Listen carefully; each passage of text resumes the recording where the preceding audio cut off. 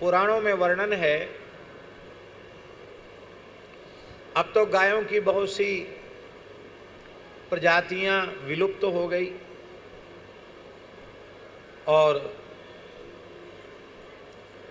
जहाँ कहीं कुछ हैं भी वो विलुप्त होने के कगार पर हैं।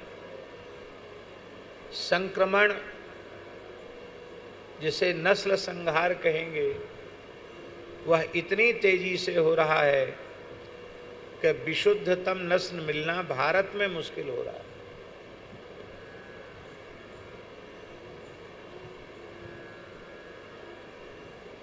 पद्मा एक विशिष्ट प्रकार के योग से निर्मित जो गाय है उसको पद्मा कहते हैं।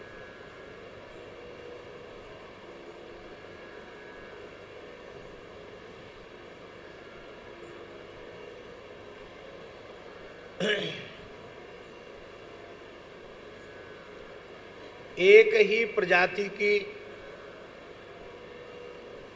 विशुद्ध वेद लक्षणा 1,00,000 गाय, उनका दूध उनसे उत्पन्न उसी प्रजाति की सर्वोत्तम नस्ल की 10,000 बछड़ियों को वह दूध पिलाया जाए। कितने का? 1,00,000 का।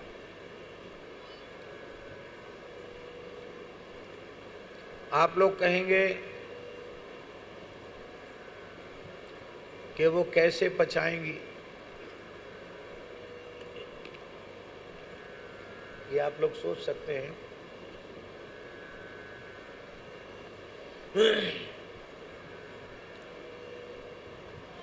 लोग अपने बछड़े बछियों को खूब बढ़िया से दूध नहीं पिलाते, और कभी दीपावली दशहरा आया, कहेंगे आज बहुत बड़ा त्योहार है, आज खूब छूट पट्टी पी लेने दो, तो उसको अपच हो जाती है, उसको दूध पचता नहीं है, दस्त होने लग जाते हैं। अरे भाई, उसकी माँ का जो दूध है, बछड़े बछिया की मैया गैया का दूध, उसका उस पर पूरा पूरा अधिकार बछड़ा बछिया का ही है।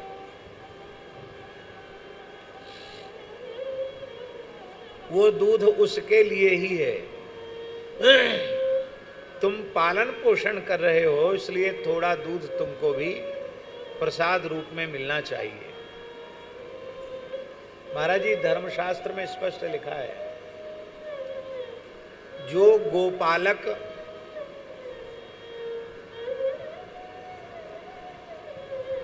गाय के 2 थन से अधिक दूध दूहता है, राजा का कर्तव्य है उस गोपालक को चिन्हित करे और उसके दोनों अंगूठे काट ले।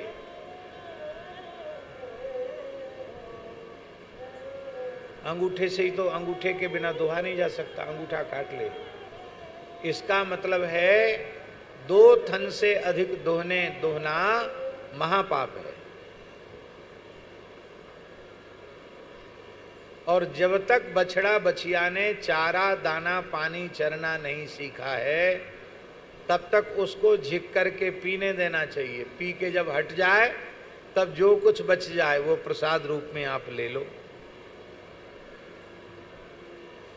फिर चारा पानी दाना चरने लग जाता है तो 1 थन दोहना आरंभ करो, 3 उसके लिए छोड़ो, और कुछ बड़ा और सावधान हो जाता है तो 2 थन अपने पास रखो, 2 थन उसके लिए दो। ये विधि है। मृत वत्सा का दूध न पिया जाए, पर वो गाय बिगड़ न जाए, इसके लिए गाय का दोहन आवश्यक है। गाय का दोहन करके वह दूध उसी को दलिया आदि में मिलाकर पिला देना चाहिए, जिससे उसका दूध भी बढ़ेगा और पुष्ट होगी तो शीघ्र गर्भधारण के योग्य वह हो जाएगी। गर्भिणी होने के योग्य हो जाएगी। मृत वत्सा का दुग्ध पीना निषिद्ध है। अब तो हमने सुना है कि ऐसे कसाई से भी क्रूर लोग पैदा हो गए हैं जो छोटे बछड़े बछिया को मार डालते हैं, उनको दूध पिलाते नहीं, बेच देते हैं। और ये बड़े बड़े शहरों की बात बता रहे, डेयरी वाले लोग जो दूध बेचते हैं, और गाय को इंजेक्शन लगा करके दूह लेते हैं। मेरी दृष्टि से ये गोहत्या से भी बड़ा पाप है। शहर का नाम हम नहीं लेंगे, हम वहाँ थे जहाँ रुके थे, उसके पीछे ही गौशाला थी। तो उन लोगों ने कहा यहीं से महाराज आपके लिए दूध आता, सब देसी गैया है। तो हमने दूध लिया नहीं था, पर हमने पूछा इस गौशाला में बछड़े बछिया बहुत नहीं दिखाई पड़ रहे हैं, बहुत 2-3-4 दिखाई पड़ रहे हैं, और सब कहाँ चले गए। तब सही बात जब जानकारी हुई, इस तरह से नवजात बछड़ा बछियों को कसाईयों को बेच दिया जाता है, क्योंकि उनका चर्म, उनका मांस अधिक कीमत पर बिकता है, और इंजेक्शन लगा लगा करके उनको दूह लिया जाता है। उसके बाद से हमने जो गौशालाएं दूध का धंधा करती हैं, उन गौशालाओं का दूध पीना छोड़ दिया। बाजार का तो न लेने का नियम है ही है। अब प्रत्यक्ष जो गोपालन करता हो, श्रद्धा पूर्वक करता हो, और पूर्ण वेद लक्षणा भारतीय देसी गाय हो, तो ही हम दूध लेते, नहीं तो दूध नहीं लेते। अभी तो दूध लेने ही एक प्रकार से बंद कर रखा है, 2-3 महीना हो गए।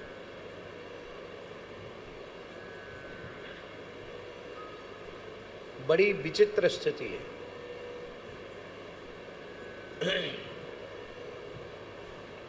आप दूध पर उनका अधिकार है, उनको दूध नहीं पचेगा और तुमको पचेगा दूध। कभी कभार पिलाओगे तो उनका पेट बिगड़ेगा, और खूब झिक के पिलाओ, फिर देखो। हमारे मलुक पीठ में जो लोग बछड़ा बछिया हैं, वो मैदान में खुल जाएं तो आप उनको पकड़ नहीं सकते हैं। इसलिए नहीं पकड़ सकते हैं कि उनको खूब तृप्त होकर दूध पिलाया जाता है। दूध बेचना तो है नहीं। जो दूध है वो ठाकुर जी की सेवा, ब्राह्मणों की, संतों की सेवा के लिए है। एक बूंद भी उसमें से बिक्री तो करना नहीं है।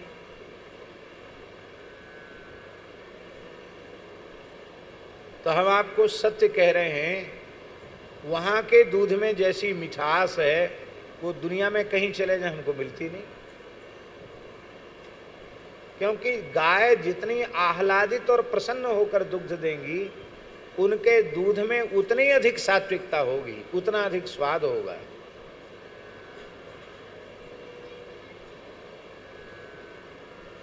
और श्री ठाकुर जी की कृपा से,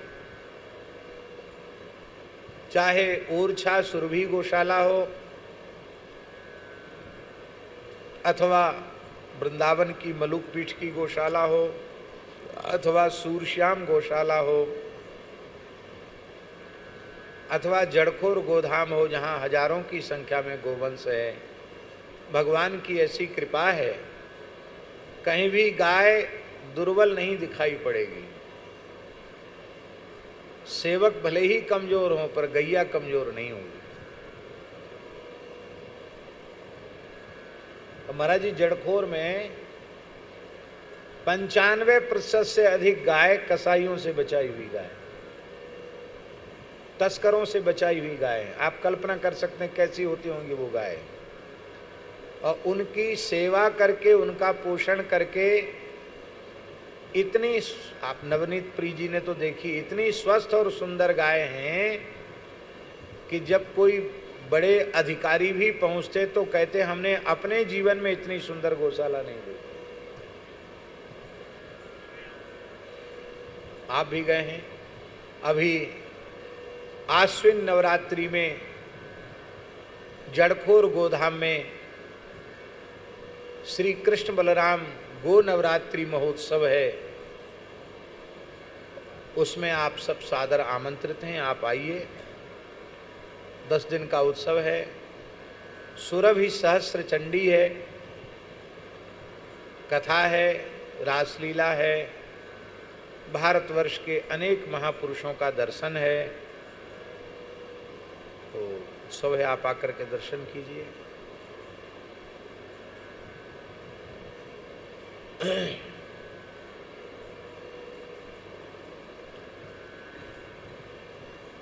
गोवंश सुखी रहेगा तो सब कुछ बढ़िया रहेगा। गोवंश सुखी रहना चाहिए। गोवंश की समृद्धि राष्ट्र की समृद्धि है। गोवंश के सुखी होने से संपूर्ण राष्ट्र सुखी होगा। आज जो दैवी आपदाएं बहुत बड़ी संख्या में आ रही हैं, उसका कारण है गोवंश का तिरस्कार, गोवंश की उपेक्षा, गोवंश के प्रति जो अपराध बन रहे हैं, उसी के कारण ये भयंकर दैवी आपदाएं पूरे संसार पर आ रही हैं। कल हमने श्री दंडी आश्रम में सुंदर स्वस्थ वेद लक्षणा प्रसन्न गायों का दर्शन किया तो मन प्रसन्न हो गया। बड़ी दुख की बात है महाराज जी, आजकल आश्रमों में भी दोगली या जर्सी का प्रवेश हो गया, जिसमें शास्त्रीय गोत्व ही नहीं है। शासनादिमत्वम गोर लक्षणम, गाय का लक्षण ही जिसमें नहीं है। जर्सी दोगली की अपेक्षा तो भैंस के दूध को हम श्रेष्ठ मानते हैं। यद्यपि हम भैंस का दूध पीते नहीं, न भैंस का दूध पीने का या भैंस पालने का समर्थन कर रहे हैं, लेकिन जर्सी दोगली की अपेक्षा उसका दूध ठीक है।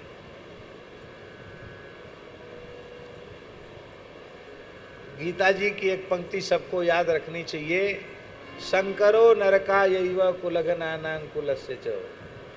शंकरता नरक ले जाने वाली है, जर्सी दोगली का दूध भी नरक ले जाने वाला है। तो 1 लाख स्वस्थ गायों का दूध उनकी ही जो सर्वोत्तम 10,000 बछड़ियां हैं उनको दूध पिलाया जाए। और तो उनकी बछड़ियां पिएंगी, पर उन 10,000 को विशेष दुग्ध पिलाए जाए।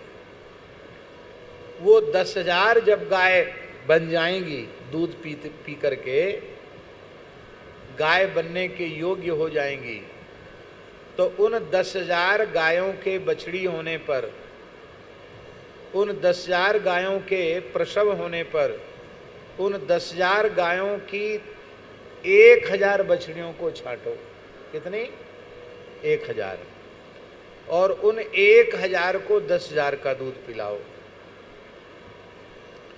फिर वे 1,000 जब गाय बनने के योग्य हो जाएं और वे गाय बन जाएं, बछड़ा बछिया दे दें, तो उन 1,000 गायों में से 100 बछड़ियां छांटो। कितनी? 100 बछड़ी छांटो, बछिया, और उन 1,000 का दूध 100 को पिलाया जाए। फिर जब 100 हो जाएं, उनमें से 100, अब देखो वो निरंतर नस्ल का संवर्धन हो रहा है, उनमें से जो 100 होंगी, उन 100 गायों की जो बछड़ा बछिया होंगे, उनमें से सर्वोत्तम प्रकार की नस्ल की 10 छांटो। कितनी छांटो? 10। और उन 100 का दूध 10 को पिलाओ। फिर वो 10 तैयार हो जाएंगी जब बछड़ियां, तो उनका जो बछड़ा और बछिया होगा, उनका जो बछड़ा बछिया हो, बछड़ी जो होगी, तो उनमें से एक का चयन करो, एक बछिया का, और 10 का दूध उस एक को पिलाओ। फिर जब वह एक गाय बनेगी और उसके गर्भ से जो बछिया होगी अथवा जो बछड़ा होगा वह पद्मा प्रजाति की बछिया होगी और वो पद्मा प्रजाति का वत्स होगा।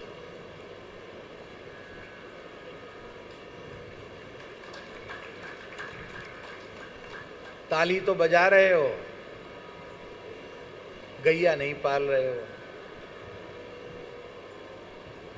उस पद्मा प्रजाति की गाय का दूध कोई पिएगा तो 100 वर्ष तक उसके शरीर में झुर्री नहीं पड़ेगी, उसके बाल नहीं पकेंगे, उसके दांत नहीं गिरेंगे, उसकी नेत्र ज्योति कमजोर नहीं पड़ेगी। 100 वर्ष की आयु तक युवावस्था बनी रहेगी शरीर में। और उस गाय के शरीर पर मक्खी मच्छर नहीं बैठता है। उसकी रोम जो होते हैं वो अत्यंत चमकदार और स्निग्ध हो जाते हैं, चमकदार हो जाते हैं, चिकनी हो जाती वो गाय।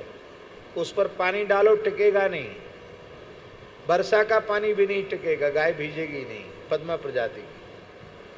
और उसको छू देने पर खिले हुए कमल के केसर की सुगंध आपके हाथों में आने लग जाएगी। वो जहां मूत्र कर देगी, गोमय कर देगी, उस भूमि में दिव्य सुगंध आने लग जाएगी। उस पद्मा प्रजाति का जो सांड है, वृषभ है, वह वृषभ जहां मूत्र त्याग कर देता है, रजस्नान के बाद, पवित्र होने के बाद यदि बंध्या जिस स्थल पर पद्मा प्रजाति के वृषभ ने मूत्र त्याग किया है उसको तत्काल सूंघ ले तो उसका बंध्यात्व नष्ट हो जाएगा, वह बंध्या प्रसव धारण करने के योग्य हो जाएगी। ये जो महाभारत में सहदेव जी ने कहा कि मैं उस वृषभ का लक्षण जानता हूँ जिसके मूत्र के आघ्राण मात्र से बंध्या गर्भिणी हो जाती है, वो दूसरा वृषभ नहीं है, वो सहदेव जी पद्मा प्रजाति के वृषभ के बारे में कह रहे हैं। और महाराज जी नंद महल में पद्मा प्रजाति की 1 लाख गाय थी। कितनी? और वह 1 लाख गाय नंद महल के भीतर निवास करती थी। आप सोचो, नंद महल कोई छोटी मोटी जगह में था, 1 लाख गैया रहने के लिए कितनी जगह चाहिए।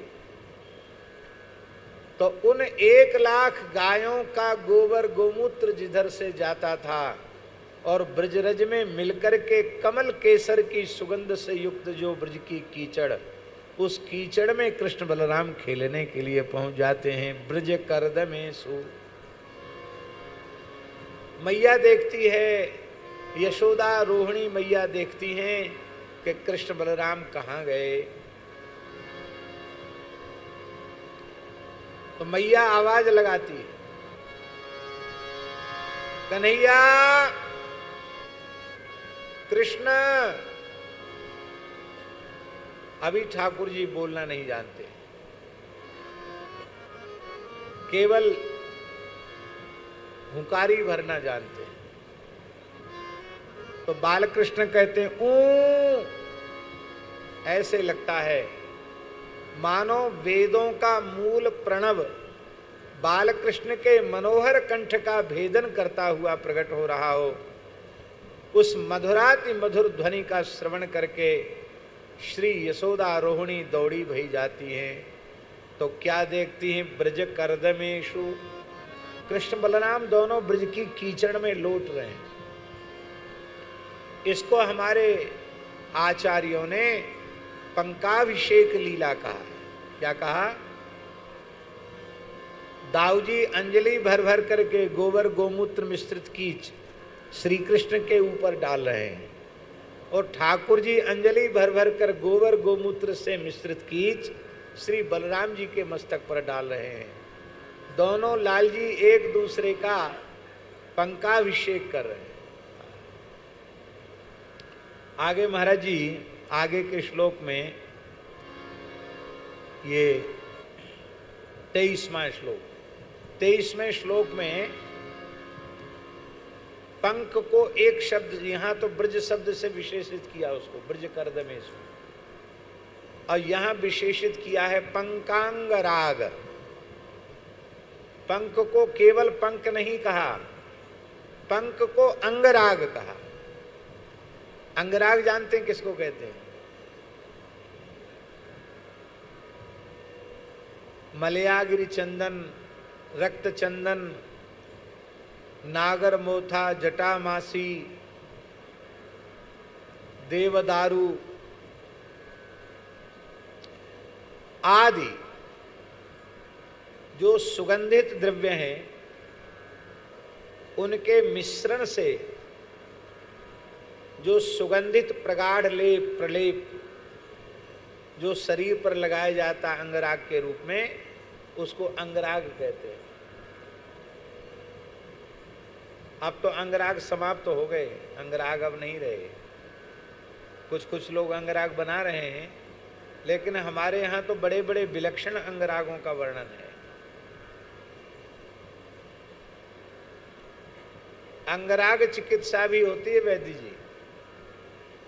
रोगी को कुछ खिलाना पिलाना नहीं है, वो सामान्य खाने पीने दो उसको, दवाई नहीं खिलानी, केवल अंगराग से ही उसकी चिकित्सा हो जाए।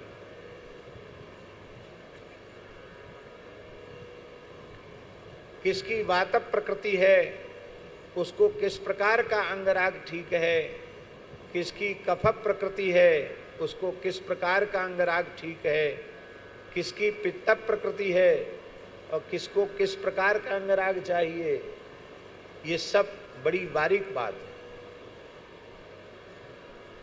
और हम आपसे पक्की तौर पर ये बात कह रहे हैं, अलग से ज्यादा कुछ अंगराग की जरूरत नहीं है।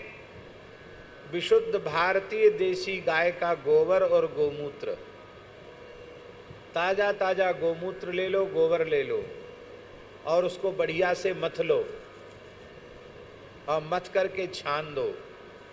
वो गाढ़ा गाढ़ा जो कलल निकलेगा उससे आप स्नान करो, इतनी दिव्य सुगंध शरीर में आने लग जाएगी, हम आपको कह नहीं सकते हैं।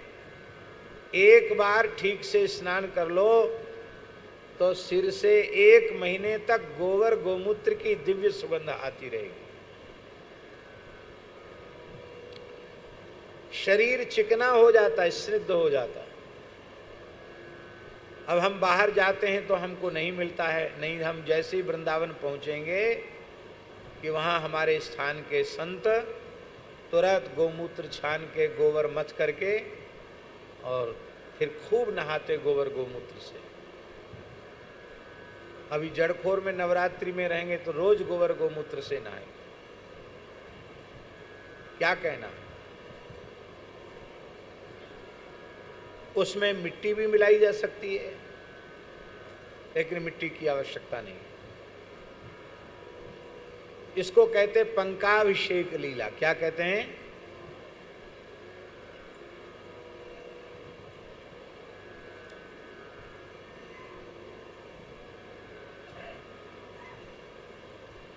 आहा,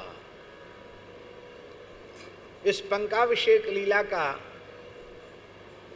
एक बड़ा सुंदर भाव श्री कृष्ण करणामृत ग्रंथ में श्री विल्व मंगल जी ने व्यक्त किया।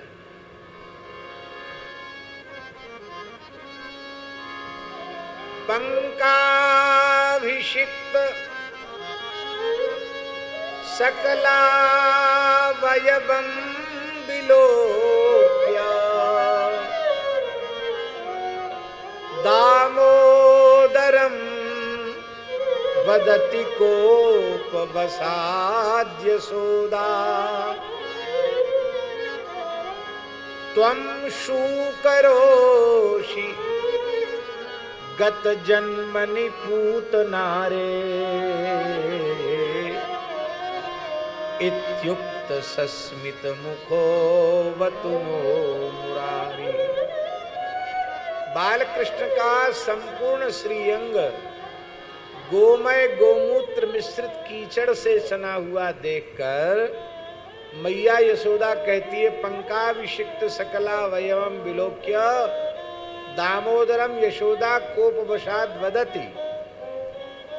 थोड़ी खींच कर मैया कह रही है, अरे कन्हैया, मैंने तेरो इतनो सुंदर श्रृंगार कियो, वस्त्राभूषण पहराए और तेने सबरो कीच में सान के एकम एक कर दियो। हमें तो ऐसा लगे कि तू पूर्व जन्म को सुअर है, तू पूर्व जन्म को सूकर है। पता नहीं कैसे नंद को लाला बन गए हो। तो मैया तो खींच के कह रही कि तू पूर्व जन्म को सूकर है, पर ठाकुर जी खिलखिलाकर हंस पड़े, मानो उनकी हंसी कह रही है, मैया तू बड़े ही खींच के कह रही है कि तू पूर्व जन्म को सूकर है, पर बात सांची कह रही है, मैंने वाराह अवतार हूँ धारण कियो।